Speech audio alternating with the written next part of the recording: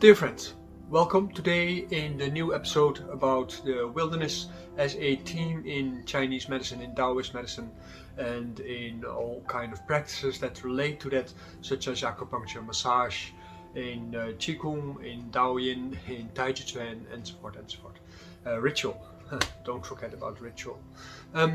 We are going to talk about the immortals one more time, and this is going to be the last one where we will focus on the immortals, and from here we will continue in discussing Chinese medicine classics and their ideas, and we start with the Huang Jing to make sure that you get a good idea about what is actually meant with all kind of things in Chinese medicine and Daoist medicine as a whole. Of course, I try to show you that these kind of aspects from our program at the IOC Daoland bachelor program for Chinese medicine are interesting and essential for understanding Chinese medicine, and it is juxtaposed also with the programs that you will find at other schools. Not so much because we have a holistic program, because that claim is made by everybody, and not so much because it's a scientific program, because that is also said by everybody, but because first of all, our conceptualization of our school is truly academic but also truly practical, and that means that in that program you are going to be working on your career from day one, and hopefully within half a year time you start manifesting what you learned in the program as a, how do you say, practitioner. You start building up your community, and as a result of that you start becoming an elite among your peers, because you go work in many different kind of realms. One of the main resources that we use in the development of Chinese medicine, Daoist medicine, is the different classics that are in the context of Chinese medicine, and that is not so much what is being told usually in Chinese medicine books, but actually what gives you important resources to get a good comprehension of what is actually intended with Chinese and Daoist medicine, for the simple reason that in translation and interpretation a lot of elements get lost, are not seen as important, or they are westernized in their interpretation, and as a result of that it becomes something completely different. You see in modern TCM, most of it, of what is coming from China, what is coming from the West, is already westernized in its medicine by replacing particular kind of concepts with westernized concepts, and as a result of that you're not really doing anything Chinese anymore. And of course you want to study Chinese medicine because you want to understand the Chineseness of it, so that means you have to have a grasp of the underlying culture and principles as they come to us from history. And that is the whole point of why you study this, and for this of course you have to immerse yourself a little bit in background to be able to see things in a proper way. So let's get on with this, and let's continue with our study today. We're going to talk mainly about a text of Ge, and we're going to talk about a text by Yang Xi. And for this we have to ask ourselves a few questions.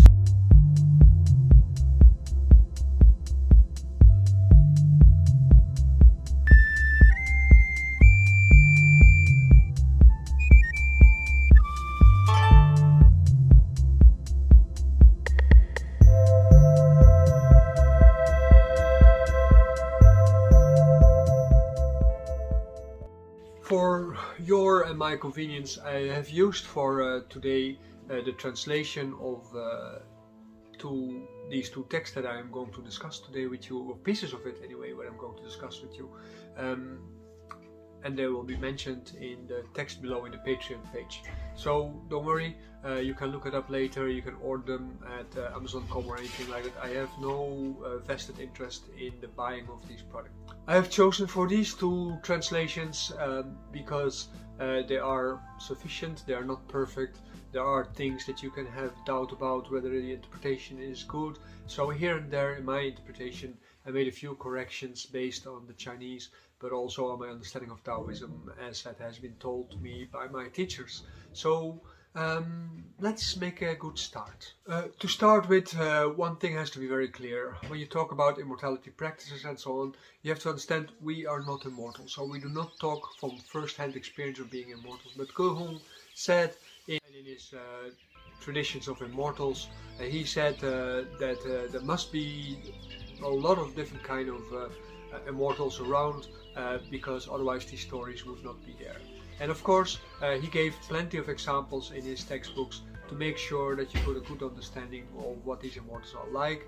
And we are going to talk about 2 examples. One of the things Go Home made clear is that you can find immortals in all kind of strange places, and as a result of that, it is not necessarily so that you find immortals in only place A or B, or that they gather all in one particular kind of palace. No, not at all. One of the examples he mentions, Wudang. For instance, Wudang was living inside a gourd, and the idea that he had from this Wudang is that if you would enter his gourd with him to get his solution for immortality, you would get into like this huge palace kind of grounds, and then see the real miracle of Go Home. Similar images you find in the current retelling of the Monkey King story by Korean television series, about life of the Monkey King in modern life, but you also find it in Doctor Who. You get into the telephone booth of Doctor Who, and then inside this telephone booth is a large place with rooms and whatever to contain also a time machine. So that means that basically the whole idea of this gourd is like a trans-dimensional whatever something, which is the invention in the fantasy, of course, of many storytellings in many different kind of cultures. What I think is interesting about Wudang is that his life story means that he was visible to human beings, not because of his own choice, but because he was banished from the heavenly realms, because he made an error, and because of his error he was thrown back into the regular people world. So there we go. It is of course a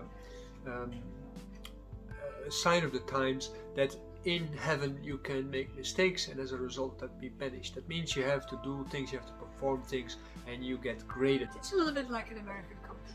The idea is then that in heaven you are going there as an immortal, you live in heaven, and at that moment you are basically working for your superiors, and your superiors are giving you assignments, and they are judging your achievements, and if you make an error or if you are too lax or anything like that, you might receive a punishment.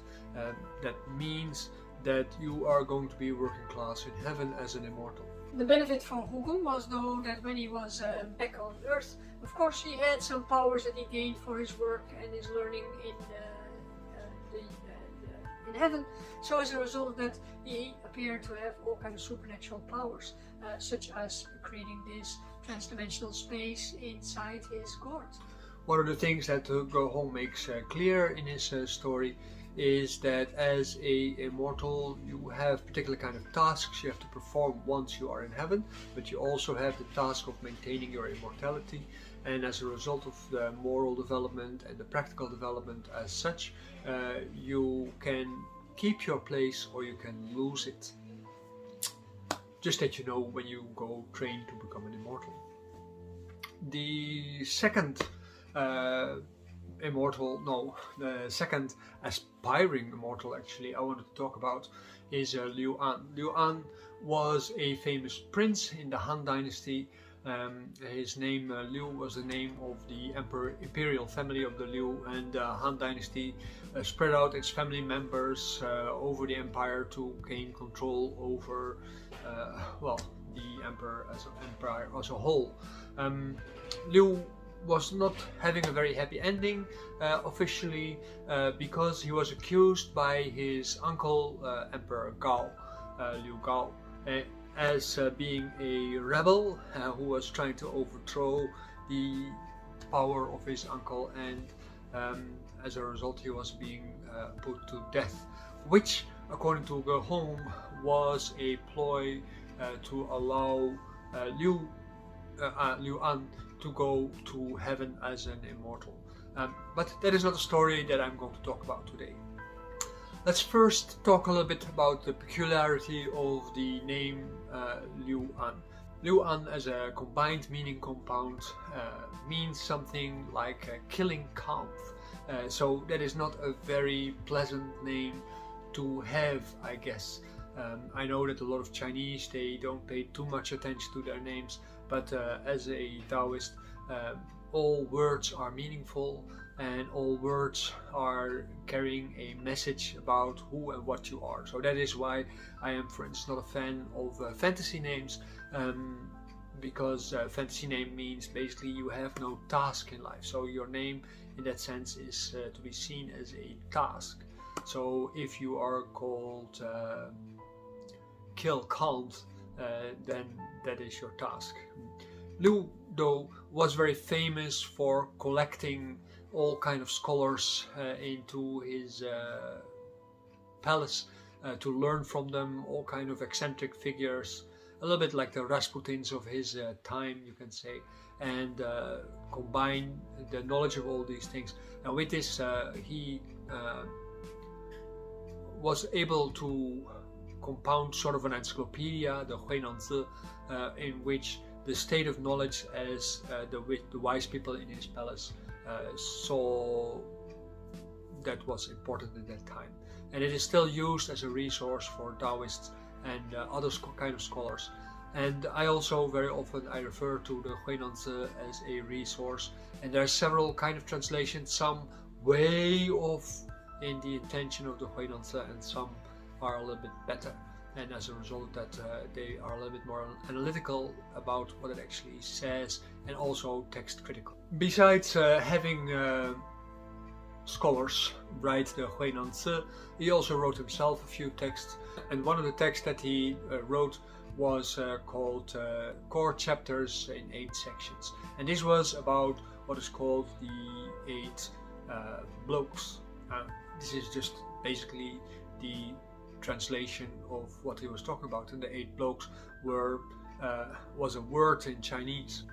The 8 blokes, or ba gong, is a concept in Chinese that can mean both a duke and bloke. So it is a text with a very wide variations of meaning, and I call it the 8 blokes because they were, at the moment when they arrived at his palace, seen by the guard as, you know, just 8 old guys. One of the things that Liu collected were interesting figures who had knowledge and skills and so on, but they were also young, good looking, vital and lively and so on.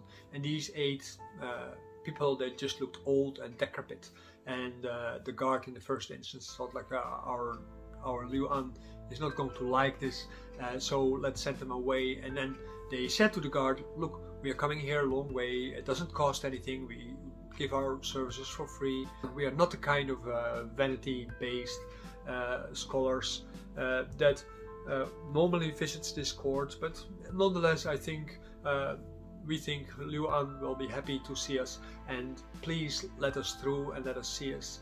And the guard said, no, you look way too wasted. How can you say something about immortality if you look so wasted? And then they transformed themselves, and they start looking at like young lads who looked very vital and vigorous and beautiful and so on and so on.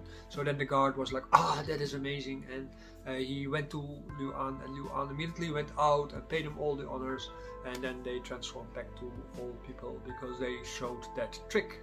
It is on this meeting that the text that I was mentioning about the core chapters in 8 sections was based, and it was talking about alchemy and way down, and it was also talking about conjuring spirits and all kind of other things which are relevant in the more esoteric realms of both Taoism and Wuism and so on in China, which is the Chinese version of shamanism, which is also pervasive in the Koreas and in Tibet, of course, and from which both the Lamaist and the Bön religion partly spring. Also the Chinese Tiantai and the Heavenly Land Buddhism originated that, and of course the Tendai Buddhism from Japan, and the Pure Land Buddhism from Japan also, of course, in that sense, originate in these kind of views. And there's nothing wrong with that, but that's one of the reasons why Western scientists for a long time ignored these kind of religions as being fringe activities of Chinese culture. In the conversation between the 8 blokes and Luan said at a certain point, look, I have a wish list, and this wish list contains meeting great scholars, learning about long life, non-aging, immortality, but also meeting great warriors, which coincidental, these 3 points on the wish list is also essential for Wudang Pai culture, Wudang Xuanwu Pai culture, where you want to become a scholar, you want to become a warrior, and spiritual warrior, of course, mostly, not so much that you want to become like an argumentative asshole, but you want to become a spiritual warrior, and you want to be able to create a long life. So it is only after, say, 55, 60 or other reasons where you can start showing that your means are going to be effective. Like in my case, I was supposed to be dead at 40, I'm still living, so whatever I've learned there apparently works for me. There was a little bit of joking going on between the guard, Luan, and the 8 blokes because of their first appearance as being decrepit, and that is the concept of su in Chinese medicine, which is seen as a major reason for 2 things, namely developing the sensitivity to be aware of a lot of different kind of things, but also the reason why you don't have any resistance against disease, and as a result that age quickly and eventually die. You need the Su condition according to Taoism to be able to become sensitive enough to live a long life, and in Dutch there is a saying that squeaking wheelbarrows, they have long lives. That means that when your body is all the time a little bit on the weak side, because of that you continuously have to adapt to your health situation, and as a result of that you might have a very long life.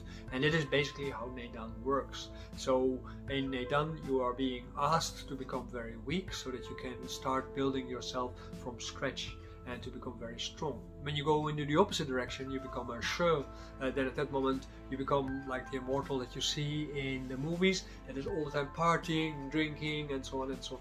But as a result of that, you also become a little bit overbearing, and as a human being, likely you become insensitive to the hurts that you do to other people, and the repression that is the result of your overbearing behavior. She means opulence, so that means that you will appear too healthy to people, and as a result of that you isolate yourself and you become like a sort of elite. And of course immortals, they are that kind of elite, they have a Shu condition, but they have also maintained that Shu attitude at the same time, so that they remain sensitive to things. So the whole part of Neidan self-cultivation is on the one hand to use your learning to move from being decrepit to being Shu condition, but also at the same time to maintain that sensitivity of being a Su person, and then to switch between the two wherever necessary or however necessary in life. The 8 blokes, they had this argument, and they said, like, look, we understand the seduction of the appearance of being young and interesting and successful and so on and so on, but this is of course all just vanity. To look good doesn't mean that you are good. I mean, when you are 25 or when you are 30, what did you prove about whatever you are doing? So whatever you prove about what you're doing hasn't been proven yet. So most people in the spiritual realm who are still relatively young, they haven't proven anything, because when you're young you are vital, so a lot of things go very easy on you. You only prove yourself when you're getting older. That is why I very often make the joke that from the moment when you are 150 or older, you can start talking about the efficiency of your skills. So at this moment I'm still a young bloke, and only for my immortal puberty, then when I'm about 15 years old, I can start saying like, okay, maybe what I learned is really very valuable. So now at this moment you shouldn't take whatever I say on face value, but you should test it, of course, in your own life by practicing the things that I show in my classes and in my materials, so that it either works for you or it doesn't work for you. The whole thing of Taoism is that it asks you to be super rational and to not make decisions based on your emotional feelings about things, but try things out in a way that is basically a long experiment, a social experiment if you want, at the moment when you engage with that. And then you have to gradually learn the skills, including what I do then therefore has to be to help you adapt to all kinds of things so that you can improvise over time, like the squeaking wheel barrel metaphor that I used before. Liu's reply on seeing the performance of the old blokes, the 8 blokes, in their transformations was like, look, I am limited by the rules and regulations of being a prince of Liu. I can't just walk away and go into the mountains to study to my heart's desire. I have obligations, and if I walk away from these obligations, I probably will be killed. So please teach me some of the things that are of value, and let me see how I can apply that to my life. And of course, one of the things that he did is put these teachings into his textbook. The Bakong made very clear that their understanding of things also is very shallow, but at least they have the roots of their practice to build upon in their teaching, and the results of this practice of course also is part of their teaching. And as such they were displaying all kind of powers that were typical for each Bakong. Each Bakong had different powers to display, so that they, as a team, they were all very different. And the one skill is even better than the other skill. And of course this also makes you think about the Bagua, in the sense that building mountains or toppling mountains, these are 2 trigrams next to each other, the thunder and the mountain, which are the reverse of each other. The Bagong and their powers of course also make you think about the Ba Xian, the 8 immortals that are very famous in the mythology of Ming Dynasty and Song Dynasty popular religion. And Ba Xian of course also are playing a central role in the immortality practices of the Wudang Daoist culture, and as a result of that also in the teachings of Zhang Sanfen. What is clear anyway from Ge as a conclusion of this part is that when you are training to become an immortal, you eventually become an immortal, you get particular kind of tasks. One of them is like Jehovah Witnesses, to go to aspiring immortals' homes and to help them to get along with their teachings and develop discipline to become an immortal. Because as I said before, the story is that Luan actually used the accusations of his uncle as an excuse to actually move away from humanity towards heaven, and as a result of that become an immortal. True, not true. Ge says it, so it must be true. In the declarations of the perfected, this is a little bit of a different story, because this is the story of Yang Xi and his meditative trances that he got into, and then the messages that he got in there because of his communication with immortals in a spirit world or in a dream world. It is a very different kind of reality as Ge is describing, but at the same time you can see some similarities between the two also. Yang Xi is famous for a couple of things, but this part of the functioning or the development of the textual corpus of Shangqing Taoism is of course a very important part, and it describes his journey from a meditator towards a wannabe immortal.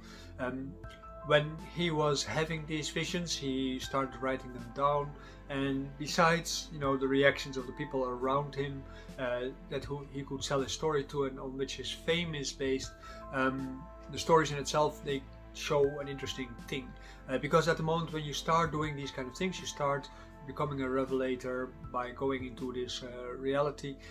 This reality is expanding and expanding, and as a result of that you can have a whole new renewal of spiritual traditions, and that is actually basically what he did through his experiences in this spirit realm.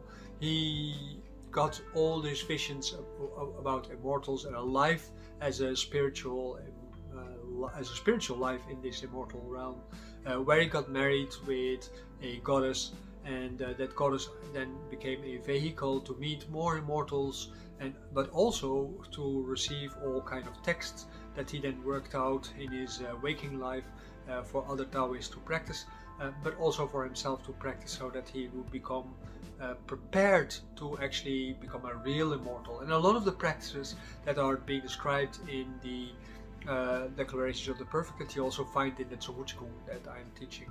And that is always, for me, was a very satisfying thing, that my teacher actually was Liu, actually not Luan, but Liu from 9 and An from dark, so 9 darknesses, very different kind of Luan.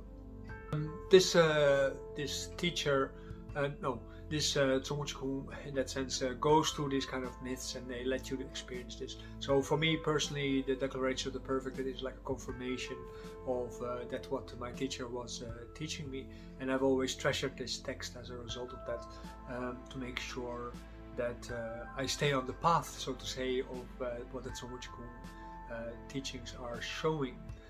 Because it is, of course, a contextual realm. The spiritual realm is a contextual realm that requires particular kind of practices and skills to be able to survive in that realm as a ghost, basically, because that's what you're going to become at the moment when you become a spiritual being.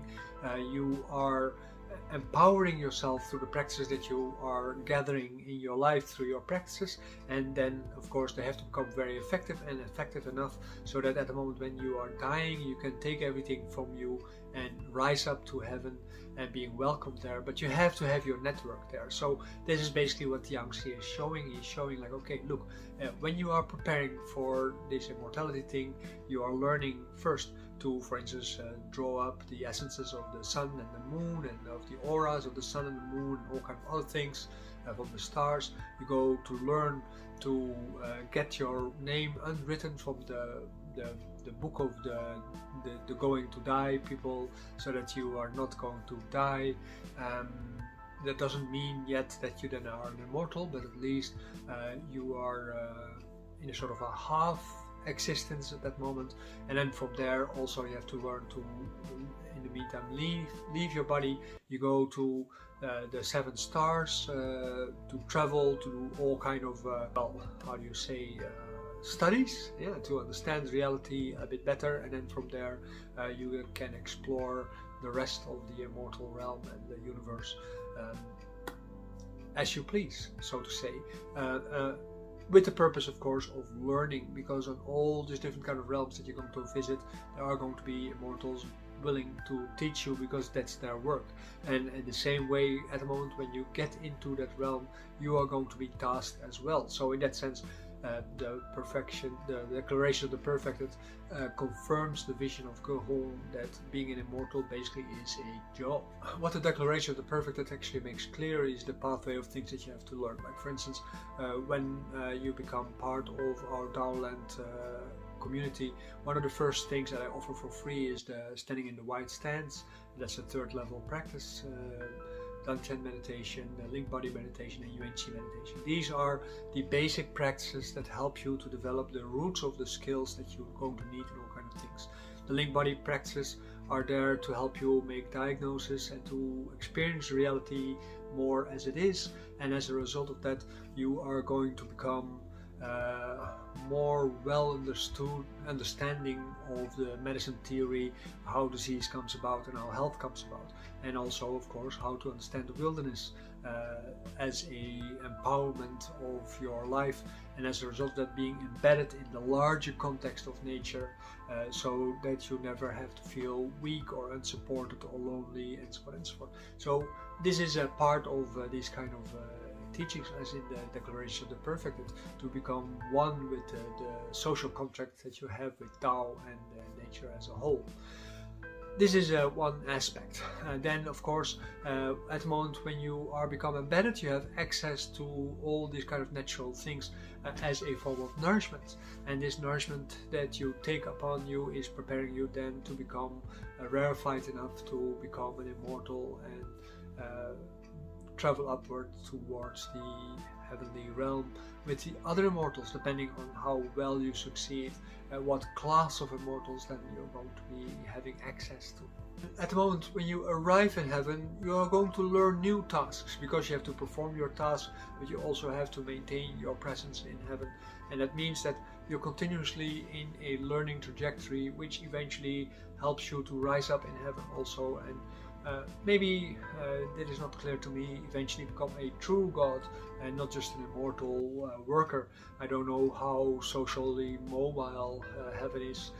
For this I first have to go there as a true immortal instead of as a practitioner. What is the big takeaway though is that in the whole perception of health and disease, as a Chinese and Daoist medicine is presenting this to you as a student, is that there is this pathway of being born, first one thing, and then you can go to a trajectory where you can become a Buddhist, or you can just become an ordinary mortal.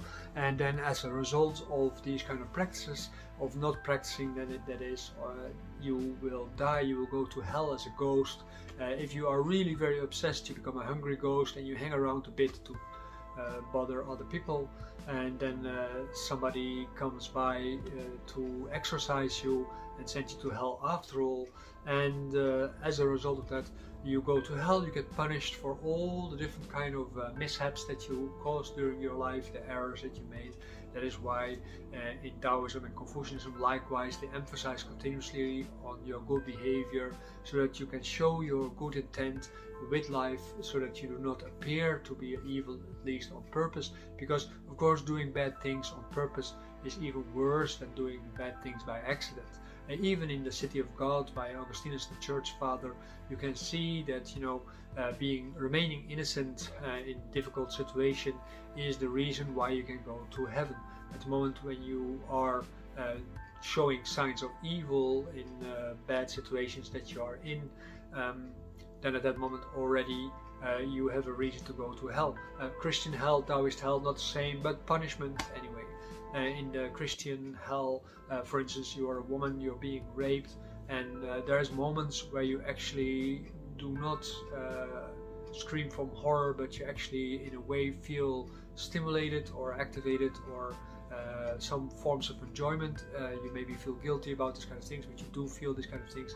That in itself would already be reason to go to hell, because of course when something like that happens you have to be horrified all the time, so your trauma is as big as possible. Religion can be very cruel at times. And you go to hell in the Daoist sense, you go to hell, you get punished for all the different kind of things, then they make you forget, and they basically recycle you to become a new person. In Buddhism also similar, you go to hell, you get recycled, and you don't have any retaining memories when you go to a new life. It seems to be possible to get some knowledge about your past lives at certain points, sometimes by accident, sometimes on purpose, but you always have to be very critical with these kind of knowledge, because basically what you do, like what we show also in the link body practices for advanced students, is you go look at your past lives, and you can see that past lives overlap with each other. You don't necessarily look into your past lives, but you look into past lives which are relevant for your present situation. So that means that the past lives that you see are basically illustrations. Other kind of stories, like in the I Ching, the hexagrams are illustrations of your questions. So therefore that form of immortality is like a false kind of immortality. At the moment when you do become an immortal though, that means you're going through different kind of practices. You basically create a sort of hungry ghost kind of situation without the obsession related to the material circumstances of life, but with an obsessive wanting to become an immortal and to rise up to heaven. And as a result of this rising up to heaven, you go to the opposite of hell, and you escape the punishments of your infringements on goodness in life. And as a result of that, you do all kinds of things. You can still get punished when you are there, when you do something wrong. So your pathway toward immortality is also by enhancing your natural or innate goodness, or wanted goodness, so that you gradually change from being whoever you are at the moment when you are at your starting point to a pure, well, I would almost say light being, but that would be a false assumption. But you would turn into a symbol of pure goodness, almost angelic, if we would talk in Christian sense. So I hope this topic was very interesting. In the next part we are going to talk about more the darker sides of disease and so on, and we're going to go into another directions, because we talk about mostly about how this Daoist realm and this Daoist visions actually affect you in life as a whole. And we are going to make some side pathways also towards I Ching and the I Ching course, of course, that we have, because there are going to be some topics in there which are also relevant for this. We're also going to make some topics to some of the Taoist practices of how to enhance your internal qualities. For this, of course, I will refer to the workshops and the retreats for these practices, because you really need a good instruction, and you cannot do that so much on video.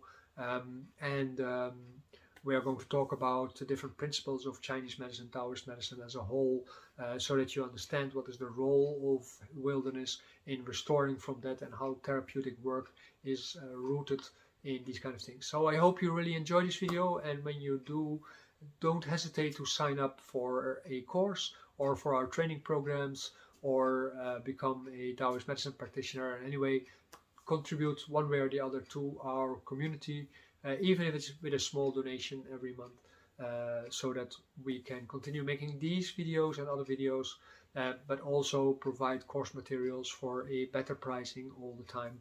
Because of course, as a Taoist, you're supposed to give things as much as possible for free, but life nowadays, especially on the internet, is becoming more and more expensive, and you have no idea the cost that get on you to be seen or to be heard or to even make these recordings.